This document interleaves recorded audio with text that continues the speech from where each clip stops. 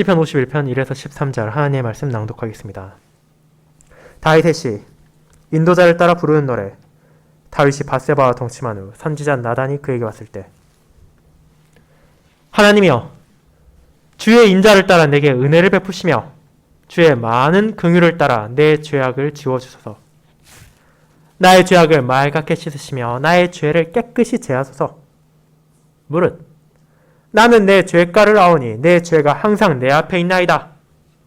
내가 주께만 범죄하여 주의 목전에 악을 행하였사오니 주께서 말씀하실 때 의로우시다고 주께서 심판하실 때 순전하시다리이다.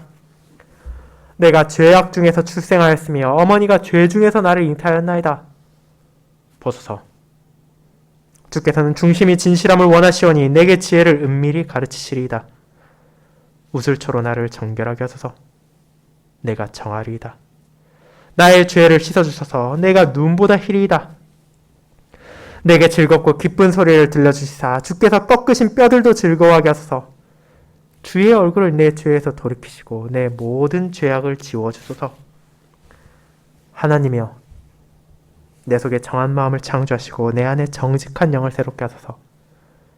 나를 주 앞에서 쫓아내지 마시며 주의 성령을 내게서 거두지 마소서. 주의 구원의 즐거움을 내게 회복시켜 주시고 자원하는 심령을 주사 나를 붙여소서. 그리하면 내가 범죄자에게 주의 도를 가르치리니 죄인들이 주께 돌아오리이다. 아멘. 설교 후에는 시편 51편의 3절 4절을 이어서 부르도록 하겠습니다.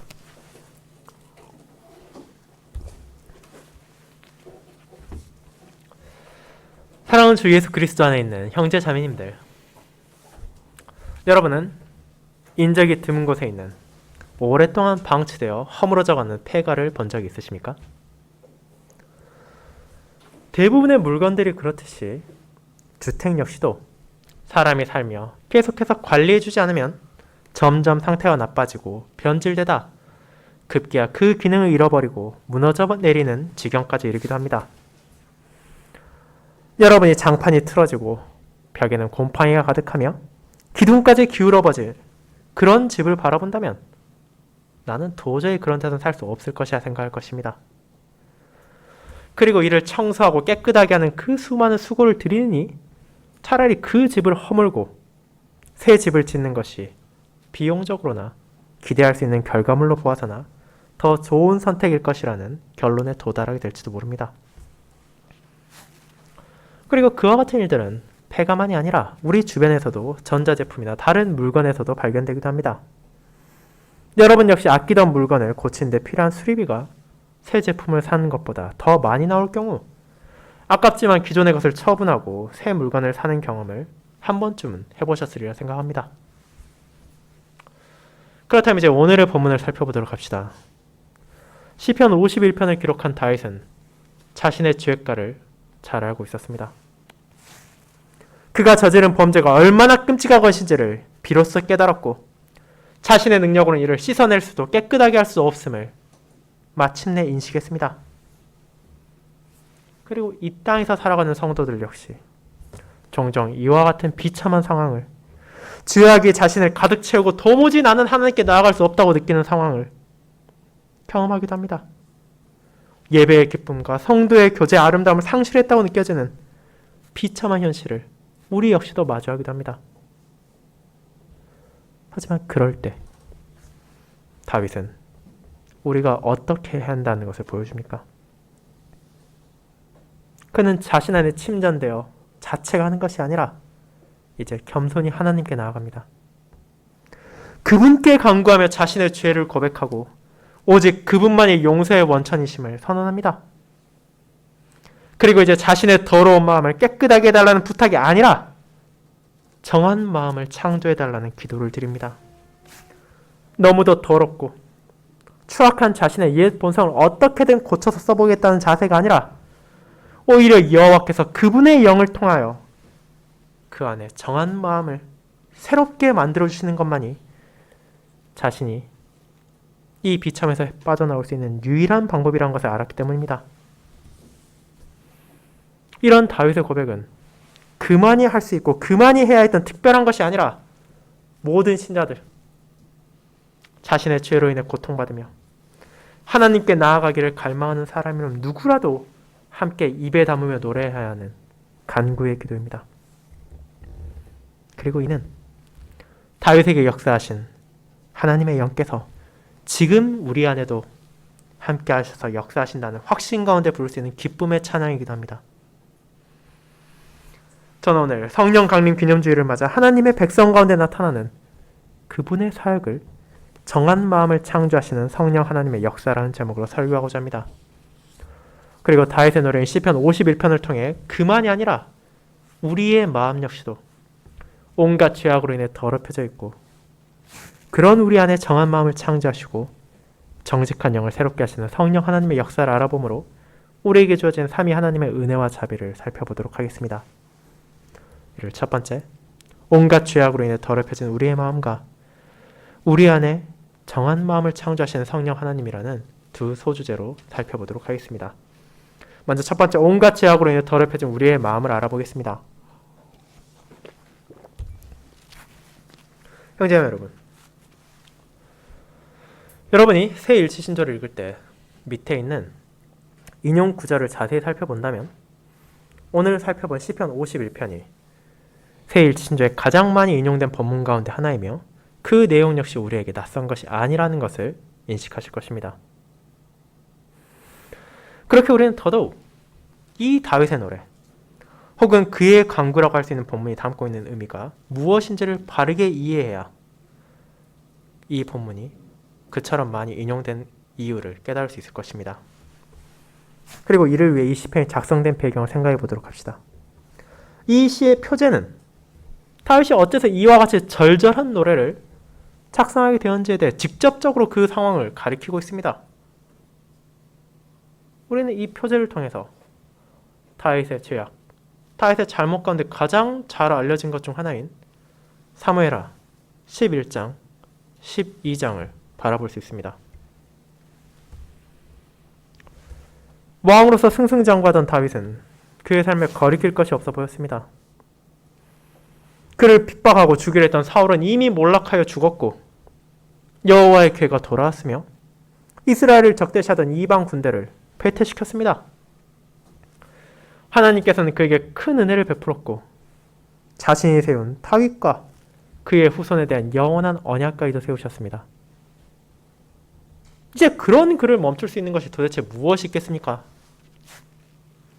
이스라엘 백성은 물론이고 심지어 다윗 그 자신조차도 어떤 대적이 나타난다 하더라도 이 왕의 앞길을 막을 수 없을 것처럼 느꼈을지도 모릅니다. 하지만 그를 넘어뜨린 것은 외적인 공격이 아니라 바로 자기 자신의 죄악이었습니다. 다윗 안에 생겨난 자만심은 그로 하여금 위험한 전장터에 더 이상 나가지 않게 했습니다. 공무를 처리해야 될 시간에 한가로이 낮잠을 자고 일어나 한 여인이 목욕하는 것을 보고 음욕을 품었습니다. 이미 그에게 아내가 있었음에도 불구하고 그는 자신 안에 생겨난 음란한 마음을 다스리지 않았고 그의 부하였던 우리아의 아내와 동침했습니다. 심지어 그 죄의 흔적을 지우기 위해 추악한 계략을 짜냈을 뿐 아니라 그에게 신실했던 장군을 원수의 칼에 죽게 만들기까지도 했습니다.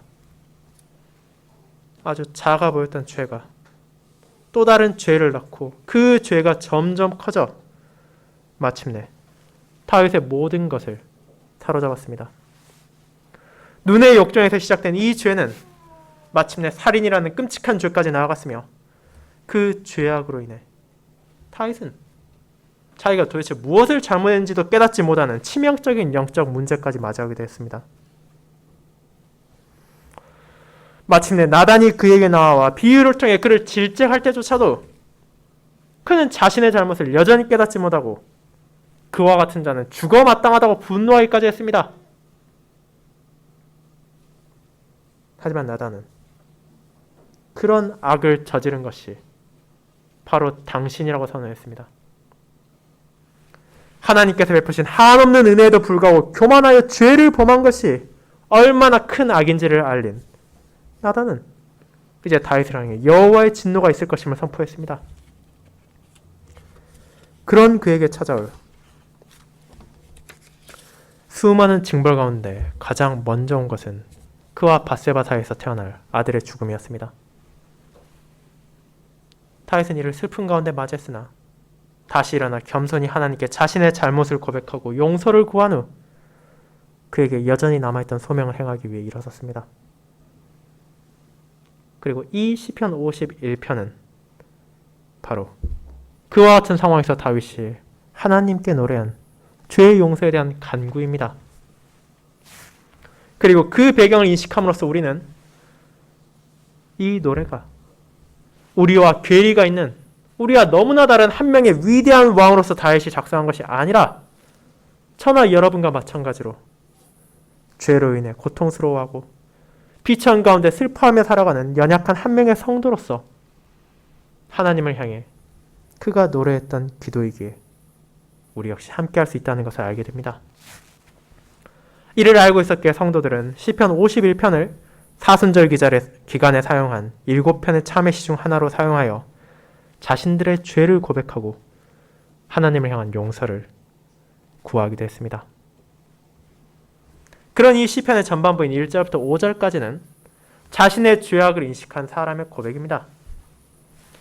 그는 하나님을 향해 은혜와 지움, 씻음과 제함을 베풀어 주시길 간구합니다. 오직 하나님의 은혜와 그분의 긍휼이 아니라면 그 누구도 자신의 끔찍한 죄악을 지울 수도 없으며 씻을 수도 없을 뿐 아니라 깨끗하게 하는 것도 불가능하기 때문입니다. 다윗은 자신의 죄가 가져오는 두려운 결과에 대해 너무나 잘 알고 있었고 그 죄가 한순간에 잠깐 일어나는 것이 아니라 항상 그 앞에 있었음을 고백합니다. 그는 3절에서 이 사실을 내가 안다는 표현으로 강조합니다. 자신의 죄를 하나님 앞에 고백하며 어둠 가운데 마침내 눈이 밝혀진 상태에서 두려움과 부끄러움으로 이를 인식하고 있었다는 것입니다. 자기 자신의 죄악을 바르게 깨닫지 못한다면 회개할 수 없을 것이지만 다윗은 자신이 저지른 죄가 무엇인지를 깨달은 후에도 그것이 하나님의 정죄함을 받게 마땅한 것이며 그것이 얼마나 무거운지를 인지하였기에 하나님께 겸손히 나아갑니다. 그 모든 죄는 궁극적으로 하나님의 거룩한 뜻을 거역한 것이기에 다윗은 이제 내가 주께만 범죄하여 주의 목전, 주의 얼굴 앞에서 죄를 지었음을 자인합니다. 물론 여기서 우리는 다윗을 향해 당신이 우리아를 향해 죄를 지은 것이 아니냐고 반문할 수 있습니다. 하지만 구약시대 언약 백성들은 비록 그들이 자신들의 형제와 자매, 이웃들에게 죄를 지었다 할지라도 그것이 결국 끝까지 나아간다면 하나님께 지은 죄라는 사실을 인식하고 있었습니다. 창세기 39장 9절에서 요셉은 자신을 유혹하는 보디발의 아내의 요청을 거절하며 다음과 같이 말합니다. 이 집에는 나보다 큰 이가 없으며 주인이 아무것도 내게 금하지 아니하였어도 금한 것은 당신뿐이니 당신은 그의 아내임이라. 그런즉 내가 어찌 이 큰 악을 행하여 하나님께 죄를 지으리까? 라고 말입니다. 사람을 향한 죄가 있고 하나님을 향한 죄가 따로 있는 것이 아니라 모든 죄는 지존하신 하나님, 가장 높으시며 거룩하신 여호와를 향해 지어진 것입니다. 그분께서는 자신의 백성들에게 계명을 통하여 이 땅에서 그분과 그분께서 주신 이웃들을 사랑할 것을 명하셨으며 이를 순종하지 않고 자신의 욕망에 따라 마귀의 유혹에 넘어가 악을 범하는 것은 결국 그분의 뜻을 거역한 대죄이기 때문입니다. 그렇게 다윗 역시도 자신의 죄를 깨달은 후 나단 앞에서 동일하게 말했습니다. 내가 여호와께 죄를 범하였노라. 사무엘하 12장 13절입니다. 그렇게 이제 다윗은 말합니다. 주께서 말씀하실 때, 주께서 심판하실 때, 즉 주께서 자신을 향하여 두려운 징벌을 말하신다 하더라도 그분께는 조금의 불이나 더러움이 없으시며 그분께서 자신을 향하여 이제 심판을 선고하신다 하더라도 그 역시 어떤 흠도 없다는 것을 고백하는 것입니다. 주께서 말씀하실 때 의로우시다 하고 주께서 심판하실 때 순전하시다 하리이다. 왜냐하면 그는 자신의 죄를 깨달았고 공의롭고 의로우신 하나님께서 그 죄를 벌하시는 것에 어떤 문제도 없다는 것을 인식했기 때문입니다. 그와 같이 자신의 죄를 깨달은 다윗은 이어서 모든 사람이 하나님 앞에 깨끗하지 못하다는 것을 고백합니다. 이를 통해 자신의 죄를 정당하기 위한 것이 아니라 어떤 사람도 벗어나지 못하는 원죄의 무거움과 비참함을 내가 죄악 중에서 출생하였으며 어머니가 죄 중에서 나를 잉태하였나이다 라고 강조합니다. 여기서 다윗은 인간의 본질적인 상태를 고백하며 그 죄가 일시적인 사건이나 한순간의 잘못이 아니라 잉태된 그 순간부터 가지고 있다는 것을 보여줍니다. 그렇게 인간의 원죄에 대해 다루는 새 일치 신조들은 이 본문을 인용하여 그것이 허상이나 환상이 아니라 모든 사람이 가지고 있는 실제적인 죄이며 이에 대한 대가가 치러지지 않는다면 다시 말한 것처럼 하나님께서 공의로운 심판을 말하고 선고하실 것임을 알려주는 것입니다. 이제 다윗은 이와 같은 고백들을 통하여 자신의 죄를 고백하고 그의 어리석음을 숨기지 않았습니다. 그는 모태에 잉태되었을 때부터 죄로 가득 차 있었으며 살아가며 끊임없이 크고 작은 죄를 짓고 또 지었습니다. 자신의 죄를 조금이라도 깨끗하게 하기는커녕 계속해서 더러워지고 죄가를 쌓아만 가고 있었습니다. 그런 자신의 추악함과 더러움을 알았기에 다윗은 이제 하나님을 향해 간구합니다. 그분께서는 사람의 중심에 진실함이 있기를 원하시기에 그가 이를 가질 수 있도록 지혜를 가르쳐 달라고 말입니다. 그가 말한 이 지혜는 당연히 세상적인 지식이나 학문을 뜻하는 것이 아닙니다. 일반적으로 사람들이 구하며 추구하는 성공적인 삶을 얻을 수 있는 지혜가 아니라 참된 지혜, 하나님을 경외하고 그분의 뜻에 자신을 복종하게 하는 의지를 그는 구하고 있습니다. 그리고 하나님께서 진리 가운데 전해주시는 이 지혜야말로 사람으로 하여금 진실함을 가지게 하며 하나님과의 관계 안에 살아갈 수 있도록 하는 것입니다. 이제 그는 이어서 하나님을 향해 용서를 구합니다. 우슬초로 나를 정결하게 하소서. 나의 죄를 씻어주소서. 그는 스스로 자신의 죄악을 정결하게 할 수 없음을 다시 고백합니다. 오직 여호와 하나님만이 그를 용서할 수 있으시며 깨끗하게 하실 수 있습니다. 그분의 은혜가 아니라면 어떤 사람도 하나님 앞에서 정결할 수 없습니다. 그리고 이 용서에 대해 다윗이 우슬초를 언급하는 것은 그것이 가지는 상징성이 있기 때문입니다. 우슬초는 가나안 주변의 광야에서 흔히 자라는 식물입니다. 그리고 이것이 성경에서 가장 먼저 나타나는 것은 바로 하나님께서 유월절을 제정하신 때였습니다. 히브리인들은 우슬초 묶음을 가져다가 유월절 양의 피를 문 인방과 좌우 설주의 뿌림을 통해 애굽을 찾아온 하나님의 사자로부터 장자가 죽는 것을 피할 수 있었습니다. 그리고 이후 레위기 14장에서 이 우슬초는 나병 환자가 병이 나은 후에 제사장이 그 식물에 정결한 새의 피를 찍어 뿌림으로 이제 그가 깨끗하게 되었음을 선언하는 용도로 사용되기도 했습니다. 이를 이해한다면 다윗이 지금 말하고 구하는 것이 궁극적으로는 오실 메시아를 향하고 있다는 것을 우리는 알 수 있습니다. 그는 우슬초를 통해 자신이 용서받는다는 것은 그의 죄가로 인해 누군가의 피가 흘려져야 하며 그런 후에야 이 식물이 가리키는 하나님의 죄 용서와 깨끗하게 됨이 주어질 것임을 고백하는 것이기 때문입니다. 그런 간구 뒤에 나타나는 8절은 왜 그와 같은 죄 용서가 절실하게 필요한지에 대해 다윗의 고백을 담고 있습니다. 생각해 보십시오. 그가 범죄를 저지른 후 나단이 즉각적으로 찾아온 것이 아닙니다. 그가 범죄를 자각하지 못하는 동안에도 그는 왕으로서의 소명을 계속하고 있었습니다. 그는 예배에 참여하고 있었고 백성들을 인도하고 있었습니다. 그 모든 것을 겉으로 보기에는 그가 죄를 깨닫기 전과 다를 것이 없었을지도 모릅니다. 하지만 그에게 사라진 것이 있었습니다. 그는 자신도 모르게 하나님과의 관계 안에서 주어지는 진리의 즐겁고 기쁜 소리를 상실했으며 12절에서 다시 강조되듯이 여호와께서 베푸신 구원의 즐거움이 사라졌고 자발적으로 그분의 뜻에 순종하고자 하는 마음이 없어졌습니다.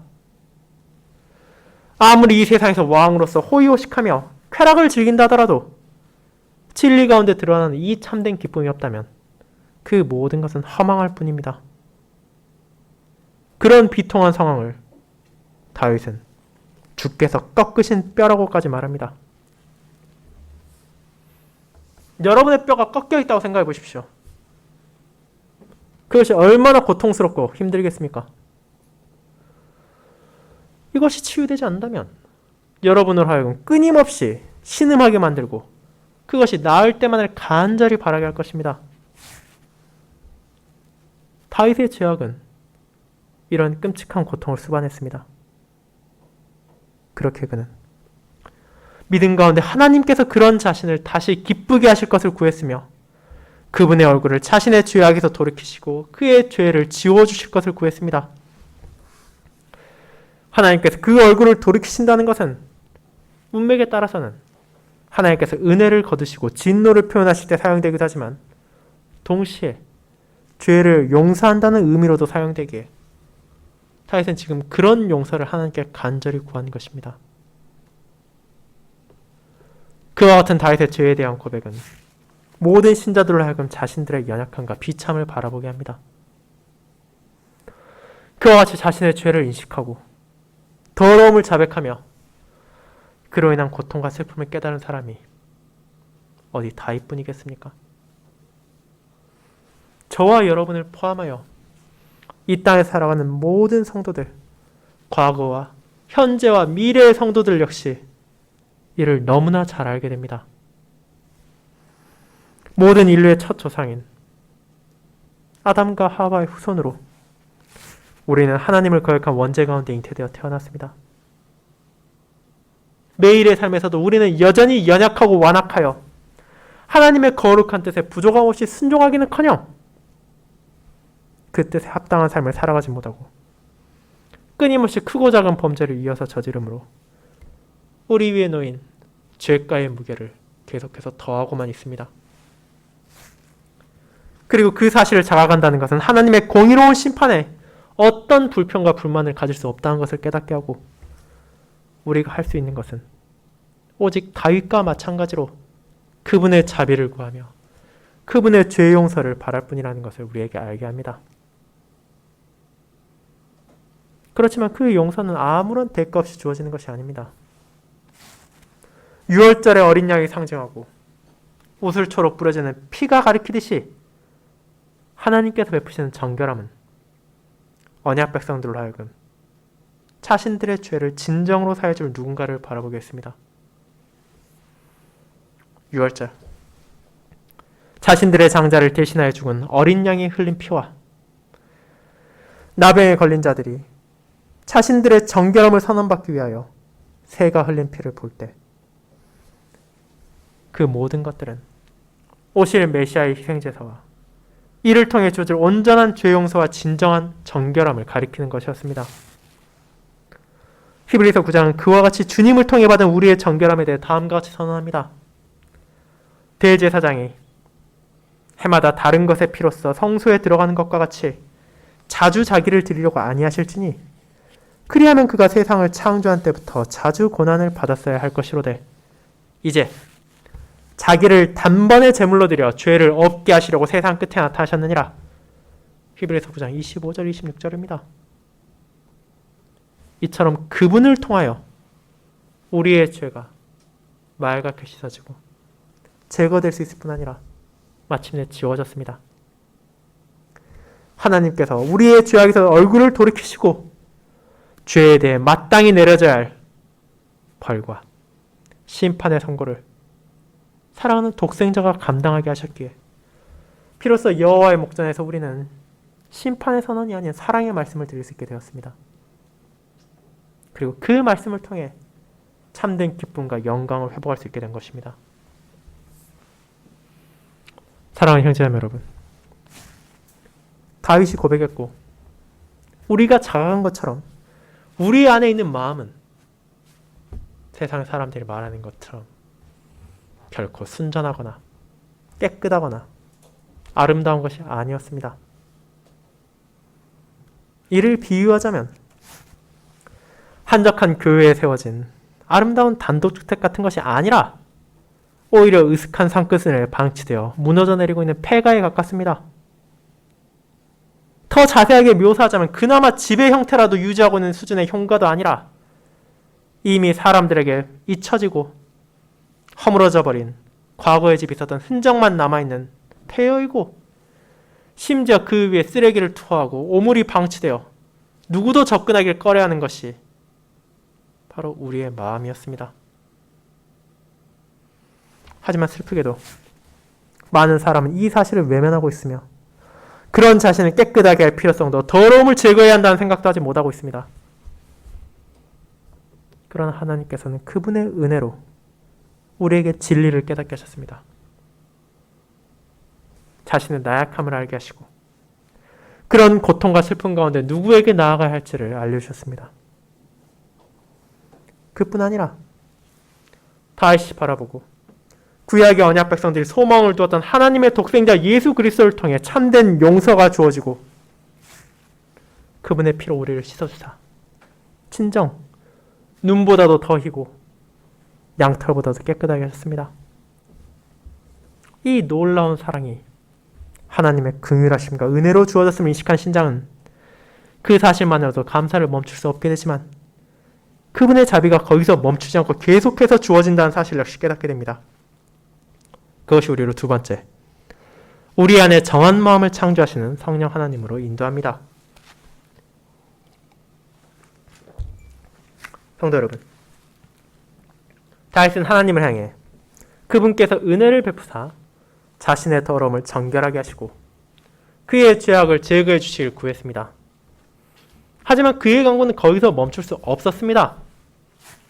그가 진정으로 하나님과의 관계에서 기쁨을 누리고 예배의 즐거움을 회복하며 성도의 교제의 아름다움을 누리기 위해서는 더러운 마음이 사라지는 것에서 끝나는 것이 아니라 새로운 마음, 정하고 정직한 영이 필요했기 때문입니다. 만약 이전의 죄악이 사라지는 것에 끝난다면 그는 또다시 길을 잃고 엇나갈 것이며 자신의 죄악을 더함으로 다시 원상태로 돌아갈 것이기 때문입니다. 그렇게 그는 하나님을 향해 노래합니다. 내 속에 정한 마음을 창조하시고 내 안에 정직한 영을 새롭게 하소서. 그는 자신의 마음을 그저 변화시켜달라 말한 것이 아닙니다. 다윗 10절에 사용한 창조하시고라는 표현은 우리가 잘 알고 있는 하나님의 창조 사역을 가리키는 동사로서 오직 하나님만이 주어로 사용되고 그분의 행위의 결과물들을 목적으로만 받는 제한적으로 사용되는 표현입니다. 이를 통해 다윗은 자신의 더럽혀진 마음과 영혼을 일상적인 사람이 할 수 있는 노력으로 깨끗하게 할 수 없다는 것을 강조하며 만물을 무에서 창조하신 하나님의 전능하신 능력만으로서 이것이 진정 새롭게 만들어질 수 있다는 것을 고백합니다.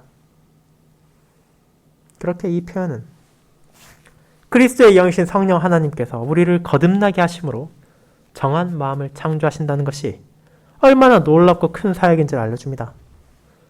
이는 오직 삼위 하나님께만 속한 사역이며 그분의 은혜가 아니라면 죄인인 우리가 깨끗한 마음을 가지는 것도 더럽혀지지 않는 영혼을 소유하는 것도 불가능하기 때문입니다. 그리고 이 사실은 이어지는 11절에서도 다시 나타납니다. 다윗은 자신을 주 앞에서 쫓아내지 마시고 주의 성령을 내게서 거두지 말아달라고 간청합니다. 그가 이토록 간절히 기도한 이유는 실제로 성령 하나님이 떠난 자의 말로를 잘 알고 있었기 때문입니다. 다윗에 앞서 이스라엘에 세워진 왕 사울이 바로 그러했습니다. 하나님의 영이 그와 함께 했을 때 그는 용맹하게 원수와 싸우고 이스라엘 백성들을 보호했습니다. 하지만 그가 끊임없이 죄악을 범하고 돌이키기를 거부했을 때 여호와의 영께서는 그를 떠나셨고 그는 번뇌 가운데 고통을 겪었습니다. 그런 사울을 돌보았던 사람이 바로 다윗이었습니다.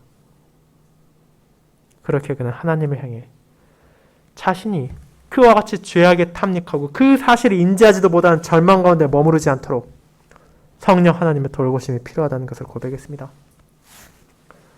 그리고 하나님께서는 그런 다윗에게 은혜를 베푸사 나단을 통해 그의 죄악을 깨닫게 하시고 그가 진정으로 회개하여 겸손히 하나님께 나아오도록 용납하셨습니다. 이제 다윗은 그런 성령 하나님의 역사하심이 정한 마음과 정직한 영으로 멈추지 않는다는 것을 노래합니다. 그분께서는 자신의 백성들에게 자원하는 심령, 기꺼이 주님의 뜻에 순종하게 하는 마음까지 주십니다. 이 정한 마음과 정직한 영, 자원하는 심령을 가지게 된 신자는 마침내 주의 구원의 즐거움을 회복할 수 있게 됩니다. 사람이 죄 가운데 머물러 있을 때는 이 즐거움을 깨닫지 못하면 인식할 수 없습니다. 죄로 인해 가려진 눈은 자신 앞에 있는 진리를 바라보지 못하며 악으로 가득 찬 마음은 그것이 주는 즐거움이 아니라 세상의 쾌락만을 추종할 뿐입니다. 그러나 성령 하나님의 역사하심을 통해 신자는 말씀 가운데 계시된 진리가 진정 즐겁고 기쁜 복음의 소식이라는 것을 알게 되며 그 구원의 말씀을 듣는 것에서 즐거움을 회복하게 됩니다. 뼈가 부러진 것 같은 고통과 더럽혀진 마음으로 인한 비참에서 벗어나 참된 즐거움과 기쁨을 누릴 수 있는 원천은 일시적인 향락이 아니라 하나님의 구원의 은혜와 그분께서 지금도 자신의 자녀들에게 베푸시는 역사하심에서만 나오기 때문입니다. 이제 그 모든 은혜를 받은 신자는 어떤 삶을 세상을 향해 나타냅니까? 그것이 바로 13절에 나옵니다. 그리하면 내가 범죄자에게 주의 도를 가르치리니 죄인들이 주께 돌아오리이다. 하나님께서 베푸신 용서와 회복, 은혜의 결과는 한 개인의 삶을 새롭게 하는 것에서 멈추지 않고 그로 인한 복음과 진리의 전파로 이어집니다. 이것이 어떻게 가능합니까? 자신이 죄인이었다는 것을 기억한다면 다른 죄인을 향해 진리를 말하는 것에 부끄러움과 수치를 느끼는 것도 당연해 보일 수 있습니다. 그토록 큰 죄를 지은 내가 무슨 자격이 있어 남들에게 주의 도를 말하겠느냐고 생각할 수도 있습니다. 심지어 다윗의 경우처럼 백성들에게까지 공공연하게 알려진 큰 죄악을 저지른 사람이 어떻게 주의 도를 말하겠습니까? 그러나 죄 용서를 받은 죄인은 성령 하나님의 역사하심을 말미암아 그가 잃어버렸던 구원의 즐거움을 회복할 뿐만 아니라 그에게 없던 정한 마음과 정직한 영이 자신 안에 창조됨을 경험하게 되며 자원하는 심령까지도 받게 됩니다. 그렇게 그는 수치와 부끄러움을 내려놓고 기꺼이 하나님의 길을 선포합니다. 이 도는 하나님께서 자신의 백성들을 인도하기 위해 베푸신 율법과 가르침을 포함한 것이며 시편 1편에서 노래하는 의인의 길이기도 합니다. 자신 역시 죄 가운데 악인의 길을 걸었으나 주님의 은혜로 진리를 깨달은 이들은 이제 형제와 자매, 이웃과 세상을 향하여 그들이 진정으로 나아가야 할 방향을 제시하며 그 안에서 주어지는 구원의 즐거움과 복음의 기쁨을 전함으로 자신을 통해 또 다른 죄인들을 돌이키시는 하나님의 사역의 도구로 헌신할 것이며 그 모든 것을 기꺼이 자원하는 심령을 할 수 있는 은혜를 증거할 것입니다. 이 모든 것을 하나님의 은혜로 깨달은 다윗은 진정 자신의 13절에서 서원한 것처럼 다시 이스라엘 왕으로서 백성들에게 주님의 도를 가르치고 그들을 하나님의 뜻에 따라 다스리며 인도할 수 있는 기쁨을 누렸습니다. 하나님 앞에서 부족하고 심판받아 마땅한 죄인들을 향한 이와 같은 은혜가 우리 주 그리스도의 사역을 통해 우리 안에 주어진 성령 하나님의 역사하심으로 나타납니다. 오늘 우리가 읽었던 사도 바울이 디도를 향해 기록한 서신은 이를 다음처럼 묘사합니다. 우리도 전에는 어리석은 자요, 순종하지 아니한 자요, 속은 자요, 여러 가지 정욕과 행락의 종노릇한 자요, 악독과 투기를 일삼은 자요, 가증스러운 자요, 피차 미워한 자였으나 우리 구주 하나님의 자비와 사람 사랑하심이 나타나실 때 우리를 구원하시되 우리가 행한 바 의로운 행위로 말미암지 아니하시고 오직 그의 긍휼하심을 따라 중생의 씻음과 성령의 새롭게 하심으로 하셨나니. 디도서 3장 3절부터 5절까지입니다. 그리고 그 은혜를 받은 자로서 바울 역시도 디도를 향해 진리에 대해 굳세게 말함을 통하여 믿는 자들을 권면하고 죄인들이 회개하게끔 하는 소명을 받았다는 것을 전해줍니다. 사랑하는 성도 여러분, 그렇게 우리가 다윗의 참회의 기도를 함께 했다면 그가 고백한 이어지는 노래 역시도 함께 부르며 우리 안에서 역사하시는 성령 하나님의 은혜를 기억할 필요가 있습니다. 죄 용서를 받았으니 그것으로 끝났고 우리가 더 이상 하나님께 나아갈 필요도 그분의 뜻에 순종할 필요도 없다고 말한다는 것은 용서받은 죄인이 결코 가질 수 없으며 가져서도 안 되는 잘못된 태도입니다.